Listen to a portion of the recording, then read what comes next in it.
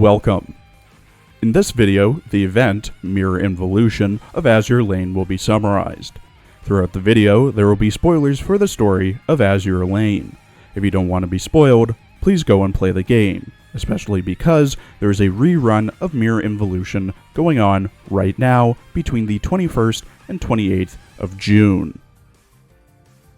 The event begins with a dialogue from the commander, where they just rejoined the Eagle Union's, EU, forces after staying with the Northern Parliament, NP, during their expedition to a Siren research facility.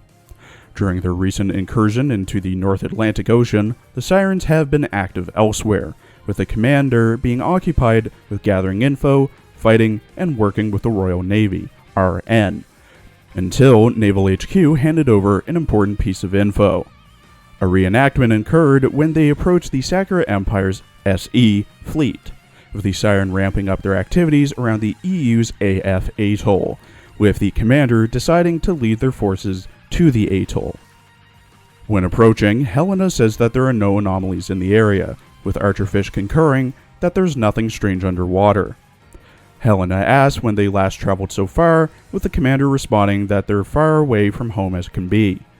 Archerfish was hoping for a nice vacation, but the commander had to drag them all the way out to the other side of the world. The commander authenticates his ID and is allowed to enter the sector in front of them. A passage follows the greeting to PH Harbor, asking if there's another helix beyond the mirror. The commander enters their new office, which is decorated the same way as their home office, and whoever decorated it must know the commander very well. New Jersey, NJ, introduces herself and says that she's the one responsible for decorating the office, after she took a look into who the commander is. She then asks the commander if they have any questions for her. The commander asks what the situation in the area is like, with NJ saying that due to the recent reenactment, Saratoga gave out emergency mobilization orders. During the sortie, the commander adds, Yorktown suffered heavy damage and was pulled from the front lines to recover. Thinking things through, if an Iowa class like NJ has been deployed, the situation must be dire. The commander believes that trouble follows them wherever they may be. NJ says that if the commander doesn't have any other plans, that she'll take the patrol fleet and survey nearby.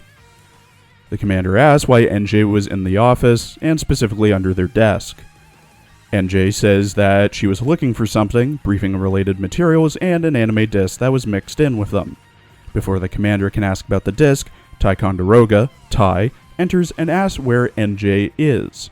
Ty introduces herself, and then asks the commander to wait outside while Ty and NJ move the desk to the correct spot as a diversion. Hours later, the commander enters their temporary office, when a voice comments on how nice the office is, coming from the sofa in front of them. The girl on the couch is impressed with how quickly Ty gave the commander the documents, criticizing Ty's handwriting for being cutesy. The voice uses the term pudding multiple times. The commander asks who pudding is, as the girl, San Francisco, Frisco, has been saying it often, with pudding referring to the commander. Frisco asks if the Crimson Axis are involved, and whether or not the SE's fleet appeared during the reenactment. Helena comes into the office and interrupts, saying that she received a message from NY City. On the other side of the communicator is Saratoga, Sarah, who reports that the SE is amassing a large fleet, but they don't know who's leading it or what purpose it has. Frisco says that they're supposed to be working with the Axis against the Sirens, with Sarah confirming this, and asks the commander to avoid hostilities with the Axis if possible. Frisco has a bad feeling as there's too much happening at once. Frisco leaves and casually mentions that she's in charge of looking after the commander's health, so no overtime this time. When the commander awoke the next day, they learned that they lost contact with AF base. The ships under the commander's command gathered in the command post.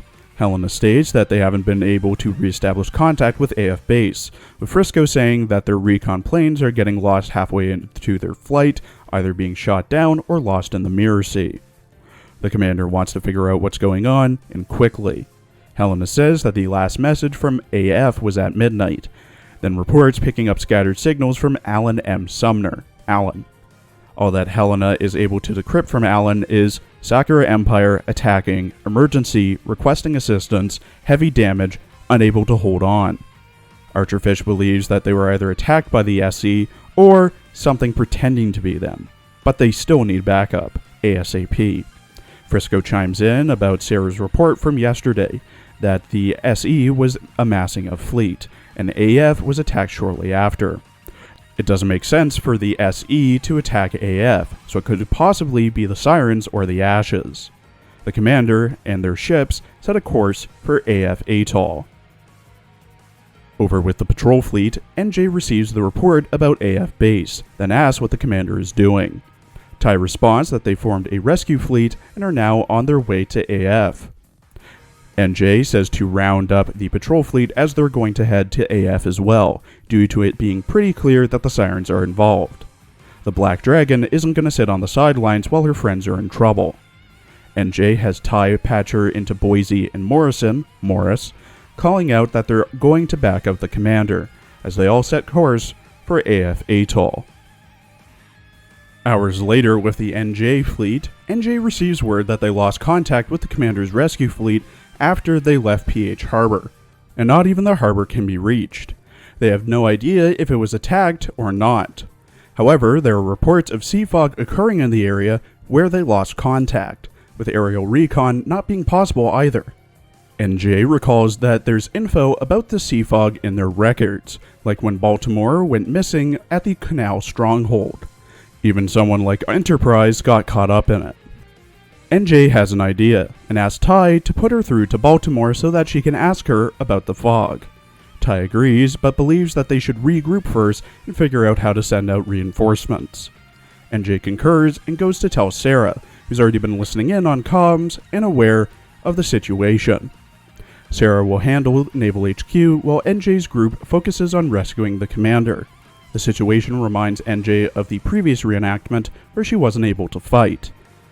And the commander wasn't present. The commander awakes on the bridge of a ship, but not one they recognize, being different from the one they've seen from the EU, RN, or NP.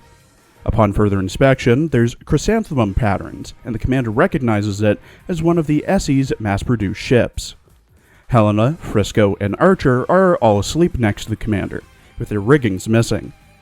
The three awake and ask what happened, with none remembering how they got onto the ship. Helena recognizes that they entered the sea fog, remembering that something happened to Baltimore's fleet at the Canal Stronghold. Frisco asks if they're stuck in a mirror sea and goes to open the watertight door to the bridge, which won't open. Helena looks out the window into the dense fog and sees the faint outline of a ship. Frisco searches for a way out when Helena spots a communicator. Hideo reports that their squadron has begun bombarding the enemy base, but hasn't discovered EU forces, and requests additional recon. Akagi says to prioritize disabling the base and launch the next wave. Archer recognizes it as a recording, which doesn't make sense, along with them being on a ship that isn't moving. That message is the only clue on how to escape. Back with the NJ fleet again, NJ and Tai confer about the sea fog and where the commander was seen last. They remember that Baltimore and Memphis said the sea fog is likely a weapon of the Sirens, as where they go missing and where they escape are drastically different. Boise radios in and says that they managed to contact AF, and they seem fine. Morris arrived at AF way ahead of Boise, with Boise then contacting Allen for NJ. Allen reports that a sudden fog rolled in, and SE carriers began bombarding them. Tai asks if it's the actual SE, with Allen saying that it's difficult to tell, though the planes look real. The weather around AF is nice, but there's heavy fog to the northwest. Boise suggests that NJ and Tai go to investigate, along with either Boise or Morrison. Boise and Morris fight their way over to where Tai and NJ are, with Morris using Mr. Bear to help defend against the bombers. Tai eventually assists Boise and Morris using her planes, then asks if the two of them are alright, which they are. Tai and Morris's impression is that the planes came from a Siren pawn, and if they follow the planes, they could find where the commander and the others are. The group rushes to find the planes. Ty finds something interesting while tracking the aircraft, which is now a significant distance away from where they are. But Ty has a good idea who their enemy is. She hasn't been able to tell if it's the SE or Sirens due to the planes being weak, but the trails from the enemy planes indicate that there's only one ship, most likely a pawn, and perhaps these pawns are instrumental in the Sirens' reenactments.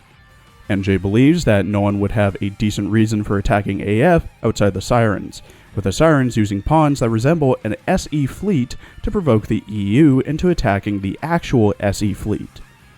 But what is the purpose of the reenactments? Why would they remove the commander from the board? Back with the commander, much time has passed, and a way off the bridge could still not be found, though the messages kept coming through the communicator. Helena tried sending one out, but it appears it only receives. Archer attempts to listen for any engine activity from the ship, but can't hear anything. Frisco guesses that they must have been anchored somewhere when suddenly a new message comes through. Fake Hiryu reports that the first bombing of AF was a success, and that the second wave is required to fulfill their objectives. Archer mentions that it doesn't align with what Alan told them. The commander believes that they're being fed a narrative to set up the SE fleet. But why? By using such methods to deceive them, the plan must be quite important. Frisco floats the idea of the Sirens being able to damage the EU while worsening relations. 2 birds, 1 stone. Helena informs the commander that the communicator can also relay info between pawns, with Frisco getting the idea to mess with their game. Back with the NJ fleet, Ty is still following the Siren plane, but hasn't found the pawn as of yet, before being interrupted by an Eagle Union aircraft attacking her plane. Boise says that Ty should be the only carrier in the area. Alan chimes in on the radio saying that if it's a reenactment, the Sirens are probably pulling out all the stops, so there must be EU pawns out there as well. NJ then has Ty follow the Siren EU plane, with New Jersey, Ticonderoga, Boise, and Morrison planning on charging into the fog. An airstrike occurs nearby, with Ty reporting that they're under heavy fire and can't break through. NJ floats the idea that it may be the actual SE fleet before Ty notices that the Siren EU planes are attacking the Siren SE planes, guessing that the commander might be behind the strange behavior of the planes. Boise reports that they're getting a message through the AF reenactment channel, with Hornet, Enterprise, and Yorktown all speaking. This confirms NJ's suspicions about the reenactment, including a clash between the EU and SE. Morris believes that the Sirens may have used the data from yesterday's attack to make these new planes. NJ doesn't like the possibility and rounds everyone up to continue looking for the commander. Frisco is on the comms with Fake Hiryu, giving her commands because she's bored. Archer goes to have her turn, but is interrupted by a distant and dreamlike voice over the comms that sounds nothing like the other Siren voices.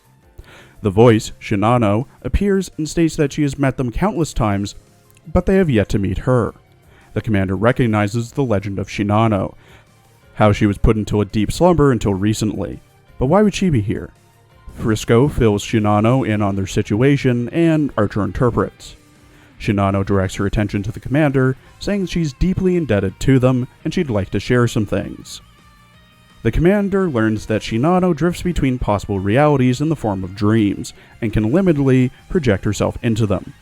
Frisco comments that Shinano could go outside more, with Archer translating Shinano's response as there being big downsides to Shinano's abilities. Shinano has tried to change fate before, but it's never worked. Fake Hiryu comes back onto comms and says that the EU forces have sunk Akagi, Kaga, and Soryu, though she still stands and will avenge her comrades. Frisco looks to the commander for guidance on how to act, with the commander saying to retreat.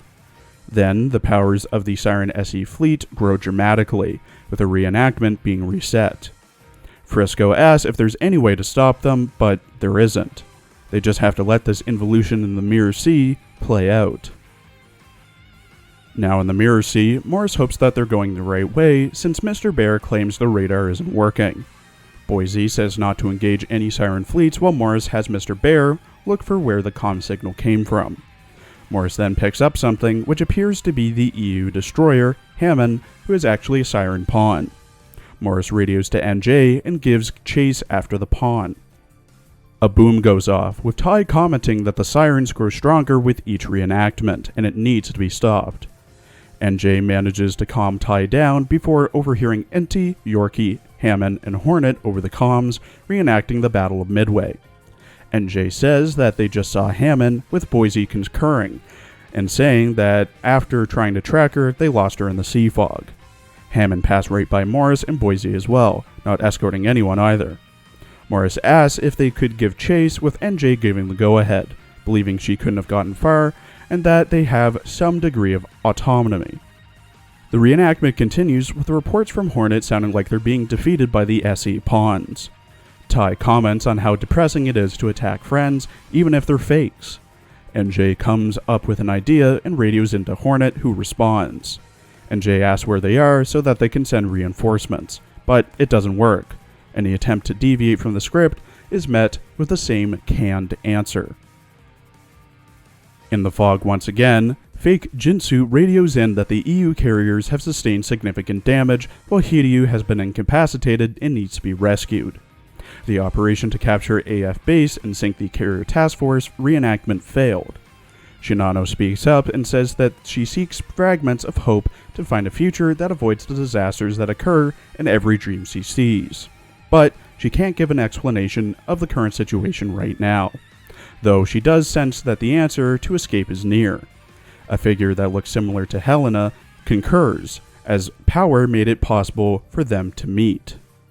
Shinano questions this figure as she's able to see her, which is unusual. The figure says that the more Shinano observes, the more they know about her. Frisco cuts in and tells the figure to stop talking in riddles. The figure asks the commander if they know their name, with the commander recognizing them as a member of the Ashes, or Helena. The figure believes that the commander isn't ready for the truth, but does offer a way to escape, and says to consider her as a friend. The figure turns to Helena and asks if she understands, before allowing them to leave. Back with NJ's fleet, the four of them rip through the siren prawns like it's nothing, with no leader leading the way. NJ is bragging about the swaths of pawns she's able to mow down, with the others feeling tired and needing a bit of a rest.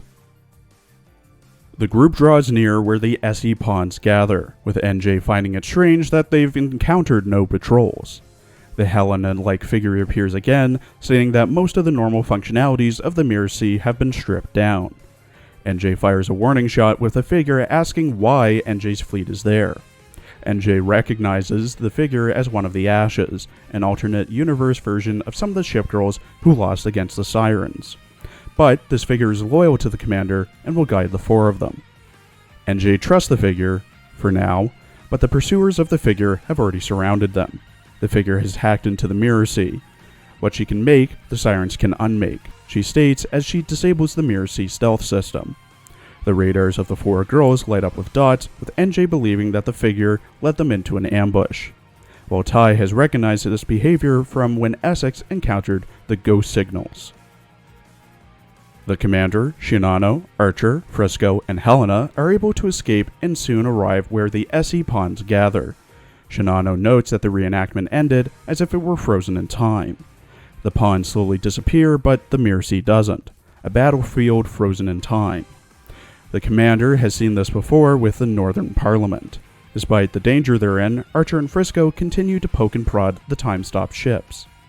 The figure reappears and asks what Shinano thinks of the commander. Shinano states that only the commander understands what she's experienced.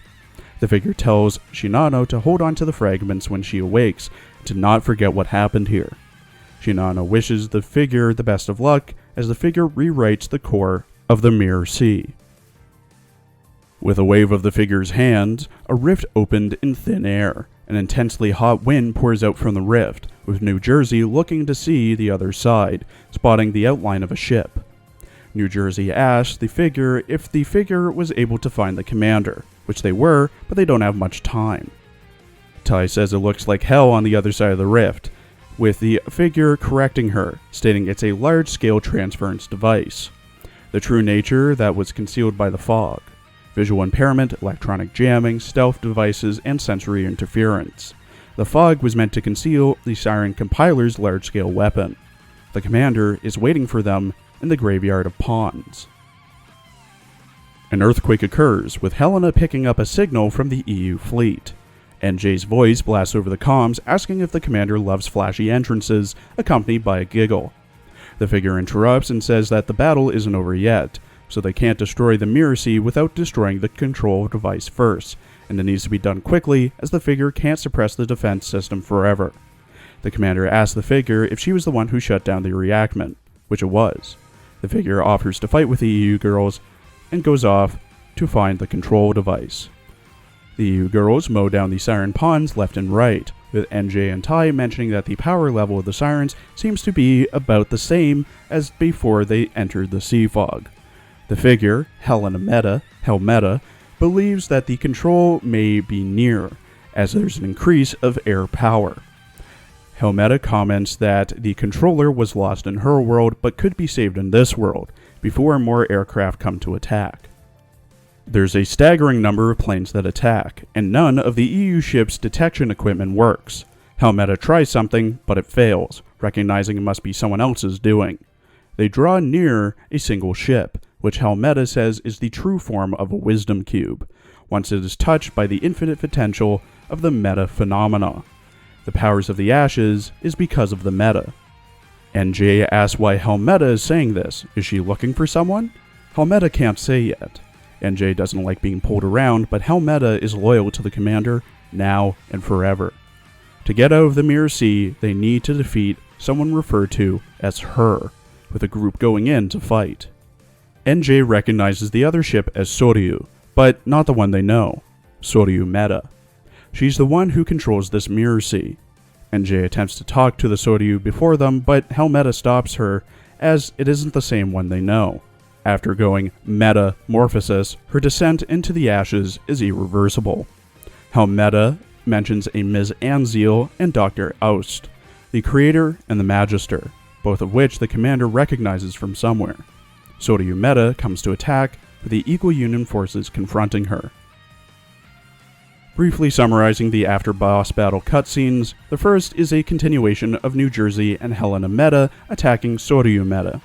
The second is New Jersey defeating Soryu Meta, and the aftermath of destroying the Mirror Sea, with Helena Meta questioning why Soryu got control of a Mirror Sea and why the commander got wrapped up in it.